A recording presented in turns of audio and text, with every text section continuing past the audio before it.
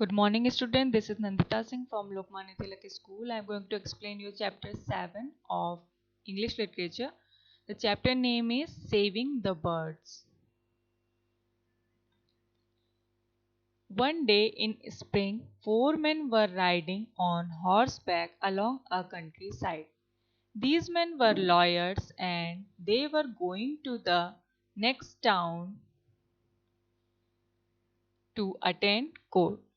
One day in spring spring season में क्या होता है कि एक दिन four man were riding on horse back.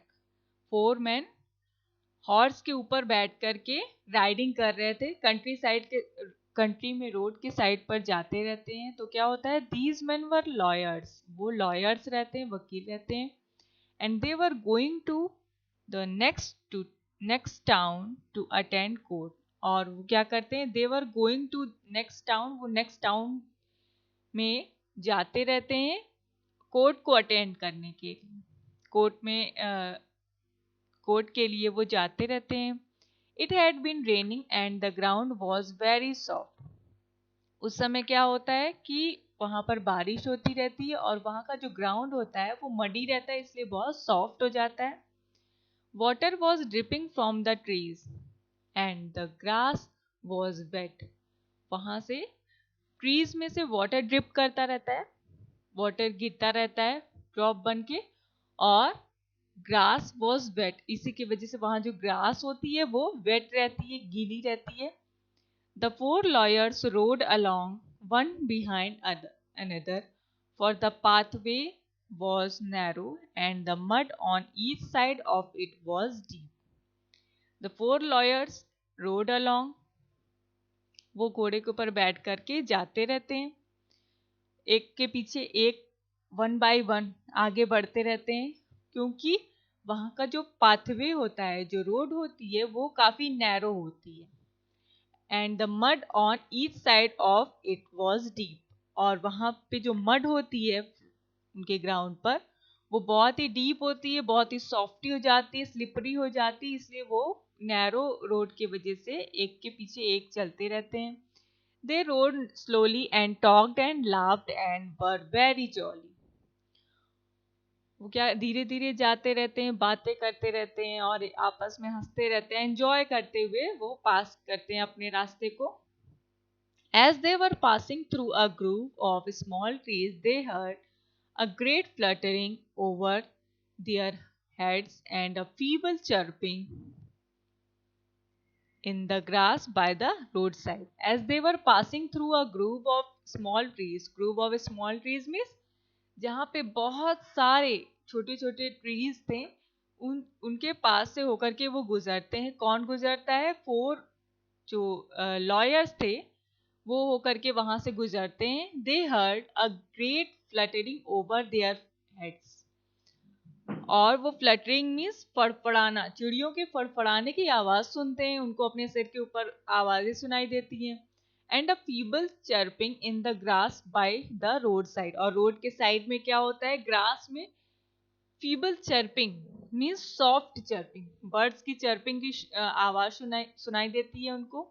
Stitch stitch stitch came from the leafy branches above them, came from the leafy branches above them, और leafy branches में उनको कुछ आवाजें सुनाई देती, तो वो एक दूसरे को चुप कराने लगते हैं और वो कहते हैं cheep cheep cheep came from the wet grass. उसने कहा कि वो आपस में बोलते हैं कि वहां से कुछ आवाजें आ रही हैं, ग्रास में से चीप चीप की आवाजें आ रही है, लीफी ब्रांचेस में से स्टिच स्टिच की आवाजें आ रही हैं।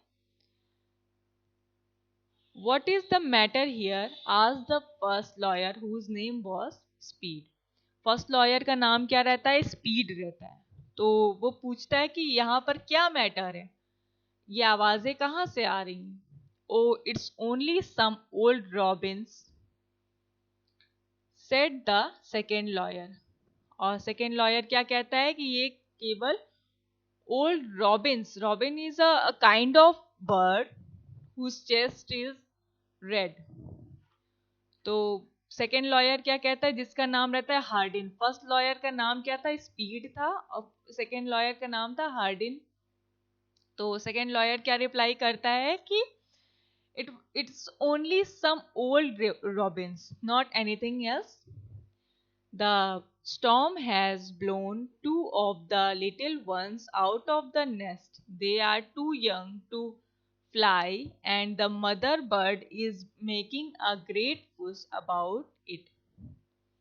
Fuss means क्या होता है, unnecessary concern. Fuss means होता है unnecessary का concern करना, जिसकी जरूरत नहीं हो. The storm has blown two of the little ones out of the nest. They are too young to fly and the mother bird is making a great fuss about it. तो वो क्या बोलता है कि the storm has blown, storm ने means तूफान ने bird के दो छोटे छोटे बच्चों को इधर उधर गिरा दिया है, जो कि उड़ नहीं सकते. They are too young to fly, वो बहुत छोटे हैं, वो उड़ नहीं सकते. और जो मदर बर्ड रहती है वो उसके लिए अननेसेसरी का कंसर्न कर रही है, ये वो बोलता है. What a pity, they will die down there in the grass, said the third lawyer, whose name I forgot. Means first lawyer का नाम यहाँ पर क्या दिया गया था, स्पीड. सेकेंड लॉयर का नाम था हार्डिन. थर्ड लॉयर का नाम यहाँ पर हिडन रखा गया है, थर्ड लॉयर का नाम नहीं दिया गया. तो what a pity they will die down in the grass. Third lawyer क्या कहता है कि ये कितनी दुख की बात है, वो ग्रास में ठंड की वजह से मर जाएंगे. कौन मर जाएगा, बर्ड के जो बच्चे रहते हैं. Oh well they are nothing but birds, said mister Hardin. Why should we bother. Yes why should we, said mister Speed. Mister Hardin क्या कहते हैं कि वो सिर्फ और सिर्फ बर्ड्स हैं और कुछ नहीं है. व्हाई शुड वी बॉदर, हमें टेंशन लेने की क्या जरूरत है, हम क्यों परेशान हो रहे हैं.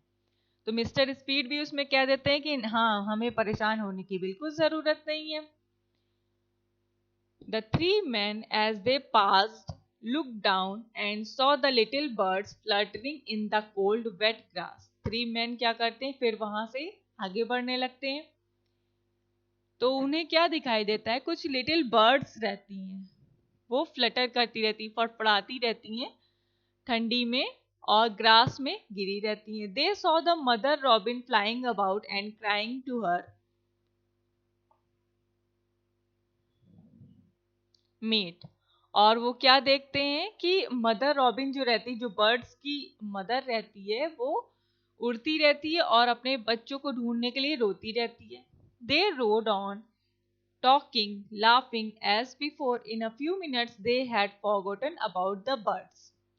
और वो उसको देख करके इग्नोर कर देते हैं और आगे बढ़ने लगते हैं, अपनी बातें करने लगते हैं, हंसने लगते हैं, मजाक करने लगते हैं, और वो बर्ड्स के बारे में बिल्कुल अवॉइड करके उसको भूल जाते हैं.